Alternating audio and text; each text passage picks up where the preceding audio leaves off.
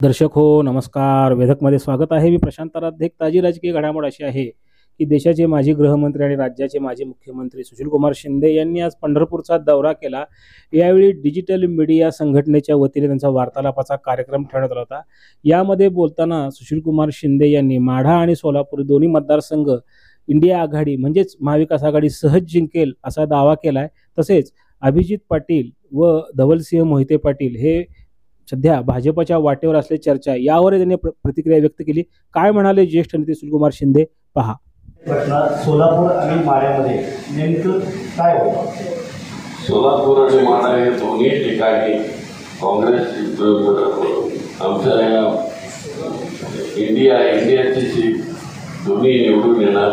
याचं कारण असं की भारतीय जनता पार्टीचा जो प्रचार चाललेला आहे तो जातीवादी आणि सगळ्याच दृष्टिकोनातून आक्षेपार्ह आहे अशा प्रकारे.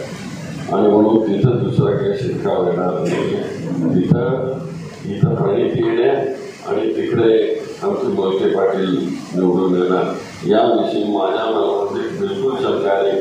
आणि तुम्ही इथंच आम्ही परवा शरदचंद्रजी पवार मी विजयसिंहजी मोहिते पाटील असे तिघे एकत्रित आलेले होते आणि आमची त्या एकत्रित आल्यामुळं आणखी पोटदुखी थोडी सुरू झालेली आहे आणि त्यामुळे ते सगळे आता हे पाळपणे सुरू आहे. पण याचा काही उपयोग होत नाही. गेल्या 10 वर्षामध्ये ज्या तऱ्हेनं तुम्ही फिरलंय ते आता उगवायला लागले.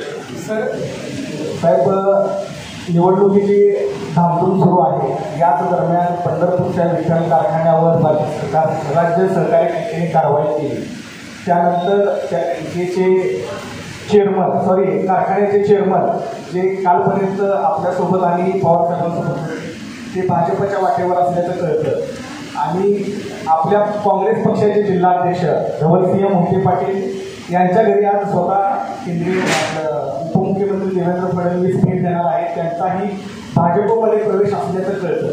तर याच्या पुढे मला विचारतं की आपल्या काळात ED, police station, CBI, CID अशी यंत्रणा कार्यरत होती का?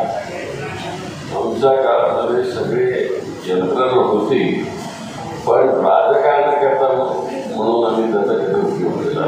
आता हे राजकारणाकरता होतं. इलेक्शन प्रोसेसमध्ये तुम्ही अशा प्रकारे वाचताय, मला वाटतं हे चुकीचं आहे. आमच्या डेमोक्रेसीला धक्कादायक अशा प्रकारची भूमिका आहे. अभिजित पाटील आणि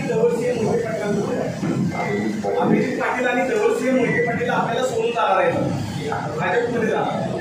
गेले तर मी स्पष्टपणानं सांगतो, गेले तर ते ज्या परिस्थितीमधून ते जाणार असतील अजून गेले नाही, पण जनता समजून आहे ना. त्यामुळं मला एक्सप्लेन करण्याची काही गरज नाही.